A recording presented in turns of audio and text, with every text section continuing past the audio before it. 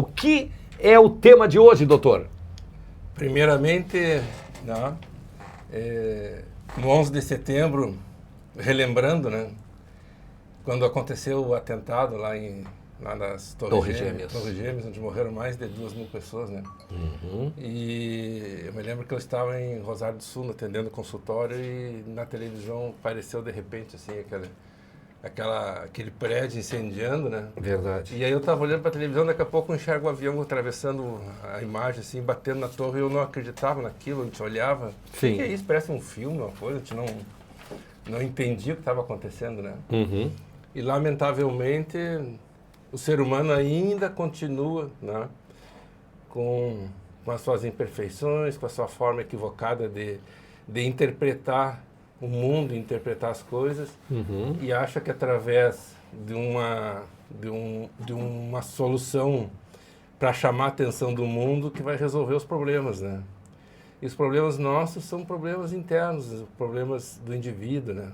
Que não se aceita e não se aceita dentro da coletividade e que se acha no direito de resolver as coisas na base, seja da violência, da incompreensão, né? De não aceitação do outro, porque cada um de nós tem a liberdade de ter as suas crenças, as suas próprias escolhas, né? Nós, cada um de nós traça o seu destino. E a gente vai colhendo, né, as nossas aflições que a gente nutre através dos nossos pensamentos. À medida que a gente vai amadurecendo, vai evoluindo, vai crescendo na idade física, né?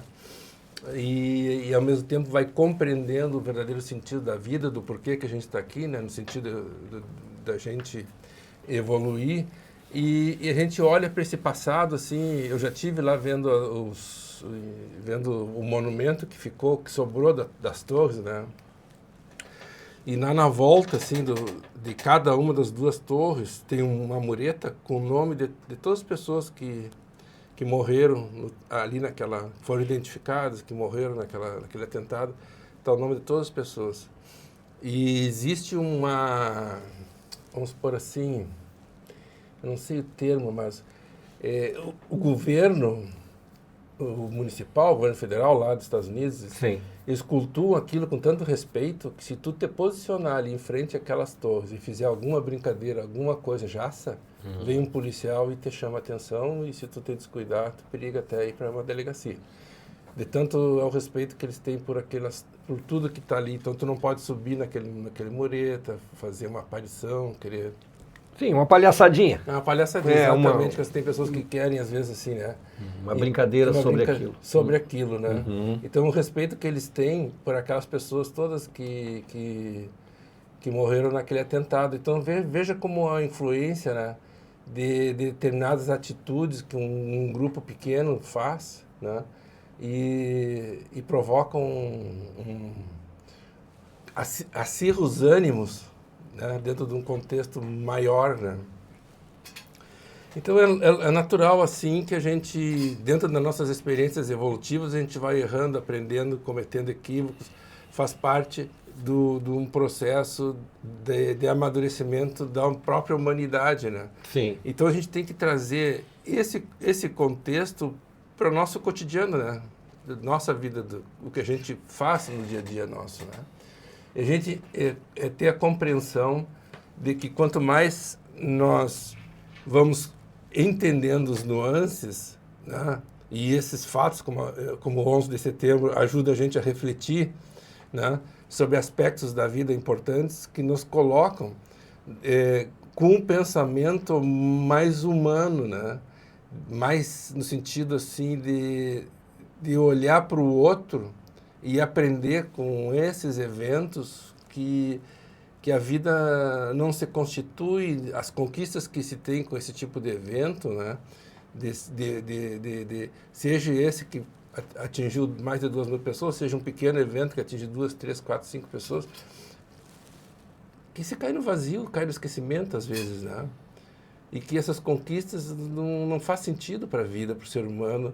Simplesmente tu agredir alguém por agredir, ou agora aconteceu lá, não sei onde é que foi, que uma moça de 20 e poucos anos, porque era branca, dentro de um trem lá, um rapaz que já tinha um histórico, agrediu ela, né, com uma faca, por nada, só porque... Uma ucraniana, que era. É, uma ucraniana. Estava num trem, acho, num ônibus. A gente não hizo nada. É. A gente não chegou a limpar. É. Então, não são atitudes que o ser humano toma, às vezes, porque que ele nutre determinados sentimentos que são coisas do passado, que a gente tem que jogar para um passado distante da humanidade, né? Sim. Isso acontecia lá nos tempos bárbaros, né, da Roma Antiga, onde os leões, né, atacavam as pessoas no palco, né? É que antes era de uma maneira Coliseu, diferente, né? Hoje eu acredito, vejo que continuam acontecendo as mesmas atrocidades e violências em mortes e tudo. A de ontem mesmo, sobre a morte do Charles Kirk, nos Estados Unidos, né, que o FBI está investigando a morte desse ativista dentro de uma universidade. Sim. Né? O FBI investiga o assassinato do ativista de direita, Charlie Kirk. Ele morreu depois de levar um tiro enquanto discursava em uma universidade no estado americano de Utah. A morte de Charlie repercutiu na Casa Branca e as bandeiras foram colocadas a meio mastro. Quer dizer, ele participava de um evento na universidade quando foi baleado. O influenciador chegou a ser levado para o hospital, mas teve a morte confirmada. O cara está fazendo um discurso, está comentando lá, mas aí a gente sabe qual é o motivo, né? Uma motivação política. Política, né? Ideológica, né? Exato, ideológica. E que não vamos resolver as questões do ser humano, né? As questões desafiadoras do ser humano, né? E então, em cada fase do nosso crescimento enquanto ser espiritual, né? E aí botamos do crescimento nosso como indivíduo, a gente tem fases da vida, de 10 dos 20 aos 30, os 30 aos 40, na idade mais madura, como nós estamos, assim, nós estamos no semi-maduro, né? Eu acho que nós ainda não estamos bem, né? Nós estamos meio esverdeados ainda. Estamos querendo amadurecer. Querendo amadurecer ainda, né? Então, assim, a gente passa por determinadas dificuldades da vida, desafios que fazem parte do crescimento do indivíduo, né? Só que essa correlação dessas experiências que a gente passa na vida, muitas vezes elas estão relacionadas também a um conjunto do que a gente do que a gente nutre através dos nossos pensamentos, do que a gente vive, do que a gente busca dentro das nossas constantes escolhas, né, que a gente faz na vida, e acaba, no ambiente onde a gente se insere, criando uma aura, um ambiente propício para aquela condição espiritual na qual nós estamos inseridos, nesta existência, né, pelo qual nós estamos inseridos, e ali a gente vive dentro da nossa negatividade ou positividade conforme os nossos pensamentos. É energia. Energias. Então, se a gente trabalha essas energias no sentido positivo da vida, a gente vai crescendo e evoluindo. E se a gente trabalha do ponto de vista negativo, a gente tende a, não é que não cresça, mas a gente estaciona do ponto de vista e tem mais sofrimento, mais dores. Uma coisa que eu venho aprendendo na vida, assim, com 63 anos, é que a gente vai adquirindo vivências, experiências, e eu vou me dando conta que cada vez a gente é mais testado, a gente é mais, tu sofre mais injunções peculiares da vida, do cotidiano, do dia a dia, que é como se nós fôssemos testados no dia a dia. E essas nuances da vida, esses pequenos percalços que a gente passa, fazem com que a gente vá amadurecendo no ponto de vista conceitual do verdadeiro sentido da vida. Porque essa reflexão do verdadeiro sentido da vida é uma reflexão que a gente não tem o hábito de parar assim e pontuar, né? O que eu fiz na minha vida, né? Volta e meia a gente conversa aqui, né, Danúbio? Que tu tá no rádio há 40 anos, mais ou menos, né? Sim. Então, se tu olhar para a tua trajetória do rádio, né? Tu te vê hoje, com certeza, mais amadurecido, com mais habilidades, não? e com mais compreensão do sentido verdadeiro da rádio e trabalhar essa questão do programa, de trazer vários aspectos que intertenham o ouvinte. Quer dizer, é uma habilidade que tu constrói. Sim. Através das tuas experiências, dos erros e acertos que tu teve ao longo de uma carreira de 40 anos. Assim sou eu, como cirurgião plástico. Eu vou, com o passar dos anos, a gente vai adquirindo habilidades, vai adquirindo, vendo, olha, não vou por esse caminho, vou por outro, já fui por aqui outra vez, não estava bom. É verdade. A gente vai melhorando. A vida é assim, dessa forma como eu estou te explicando, né? É. Então, a vida, num outro contexto maior, são conquistas que a gente vai fazendo e aprendizados que a gente vai juntando dentro de nós, e aí a gente vai amadurecendo e lá na frente já fugindo de algumas nuances, algumas armadilhas que se travam para a vida da gente, e tu consegue te desfazer porque tu consegue enxergar um pouquinho mais amplo, né? Amplia a nossa visão quando a gente faz uma autorreflexão do que a gente foi há 10, 15, 20 anos atrás, o que a gente está sendo hoje, né? E essa autorreflexão, esse momento de introspecção em que tu entra para dentro de ti e procura ver a tua evolução no sentido como um ser humano, espiritual, social, do ponto de vista da educação, do conhecimento, do estudo, da afetividade, de sentimento, né? A gente vê como a gente vem melhorando, a gente vem evoluindo. A humanidade, ela vem evoluindo. Graças a Deus, esses 11 de setembro, esses momentos, são momentos que ficam na história, né? Como momentos assim que marcaram no tempo, uma coisa reta, pontual, né? E graças a Deus que isso não se repita, né?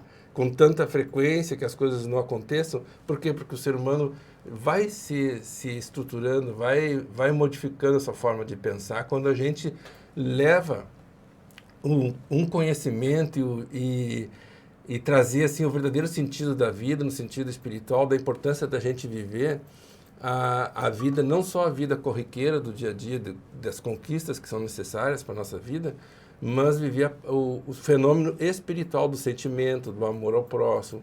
E esses conceitos vão amadurecendo, moldando a nossa maneira de ver e sentir o mundo e nos transformar em pessoas melhores. O que a gente observa é que de tempos em tempos, essas tragédias, elas acontecem, né?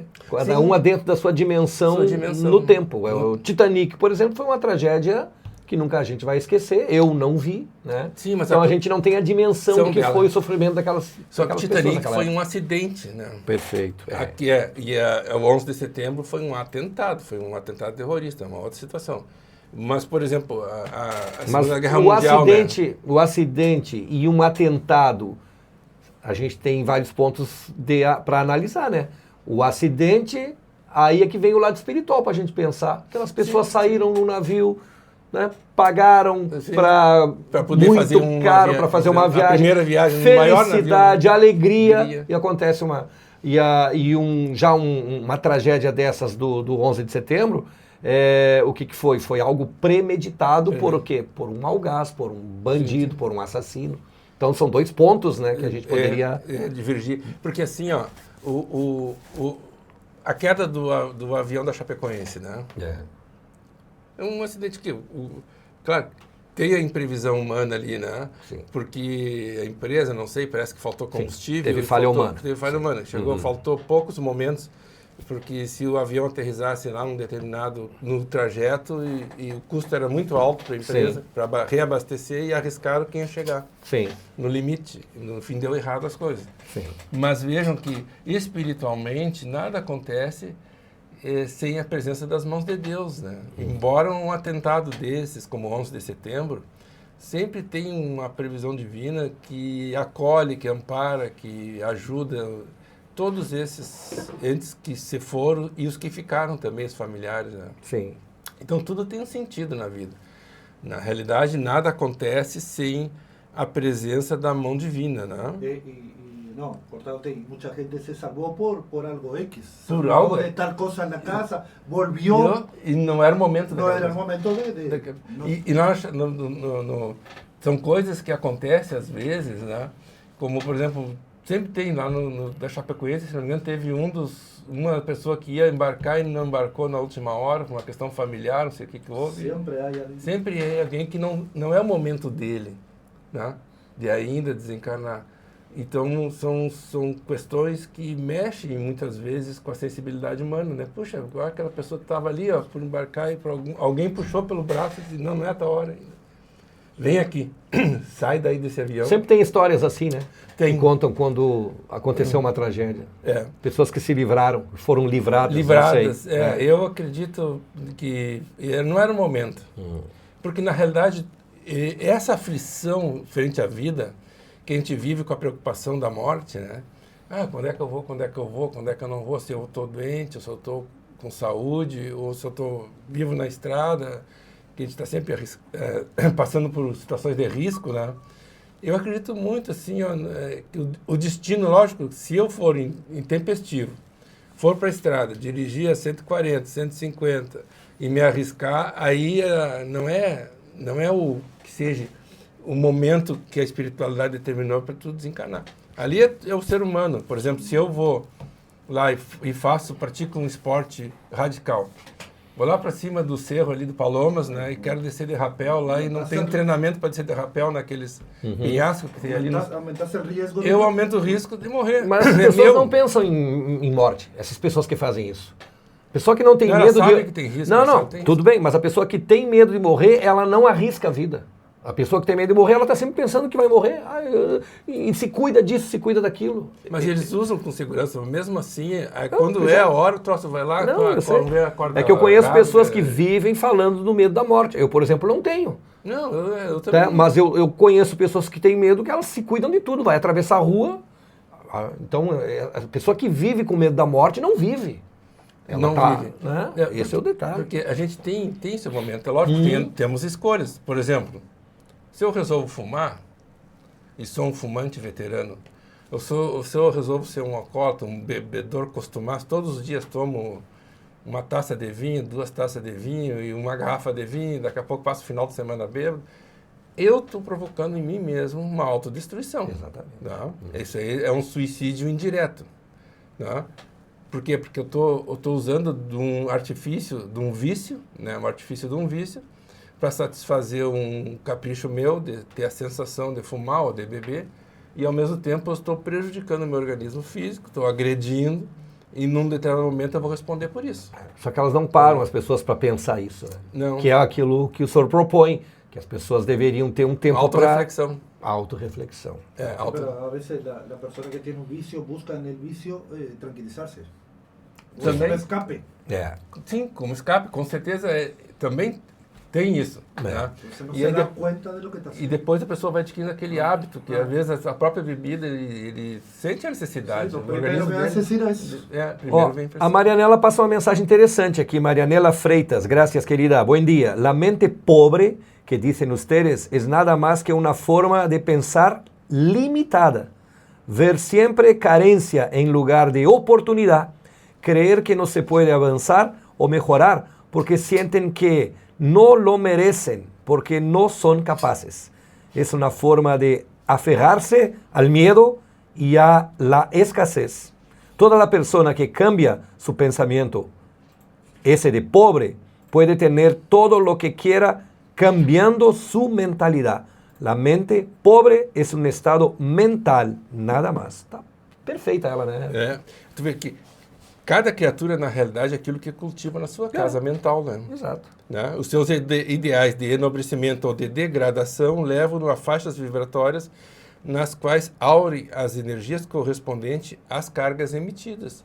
Se eu me abraço com os hábitos, os maus hábitos, os vícios, eu vou ter no meu ambiente onde eu estou e me envolver com pessoas que têm os mesmos hábitos e têm as mesmas dificuldades. Então é um conjunto, né? Nós caminhamos socialmente como nós somos. Verdade. Não. Entra nessa seara e depois para sair, se não tiver alguém que te dê a luz, um incentivo, aí tu vai continuar. continuar. E não vai se dar conta. Não se dá conta. A pessoa coloca aquilo como algo natural da vida dele. Algo normal. E aí ela não consegue ver como com outro lado, né? Aí, por exemplo, o fumante tem dificuldade às vezes. Hoje mudou bastante, né? Sim. Hoje, pelas leis, a dificuldade, a pessoa não pode fumar num ambiente fechado, num Sim, mas restaurante. imagina, é preciso uma lei para a pessoa se dar Sim. conta que ela está no caminho errado. Hoje as pessoas já respeitam, né? O fumante respeita, não se tá Mas não devia ser assim, né? É o que nós estávamos comentando eu e o Diego no início sobre... Pero hicieron una lei porque antes tú veías en la tele y te mostraban que fumar era lindo. É verdade, Ah, as propagandas eram as mais bonitas que Claro, tinham. No te decían que por detrás de esa hermoso Tem um risco. venía una cantidad de enfermedades. Verdad. Entonces la ley ahora te dice, che, fumar hace mal y tal. É, Creo que te limita por ese lado. verdade. Para concluir, doutor? Para concluir que nós precisamos, portanto, cultivar pensamentos edificantes, procurando viver de maneira compatível com objetivos superiores da vida, né? Então, é o dever nosso para que a gente possa adquirir saúde, paz e felicidade. Felicidade é harmonia interior. Sem dúvida. E essa felicidade, é o ser humano é o indivíduo que tem que buscar. E não esperar que a sociedade te dê essa felicidade. Verdade. Tu tem que ir ao encontro dela, encontrando aquilo que te faça bem. E procurar viver e conviver com pessoas que te façam bem, que não sejam tóxicas. Né? Verdade. Perfeito. Tá bom? Quem está te mandando um abraço, doutor, é o Márcio Grassi, ali da Nação Verde. Ah, o Márcio. Márcio Um abraço Grassi. aí. Valeu, Marcião. Ó, tá escrevendo aqui. Hoje é dia de estudo, ele está dizendo. Dia de estudo. Hoje é dia de Olha estudo. aí, estarei lá, diz ele. Que Valeu, Márcio. Obrigado, doutor. Até a próxima quinta. Até a próxima.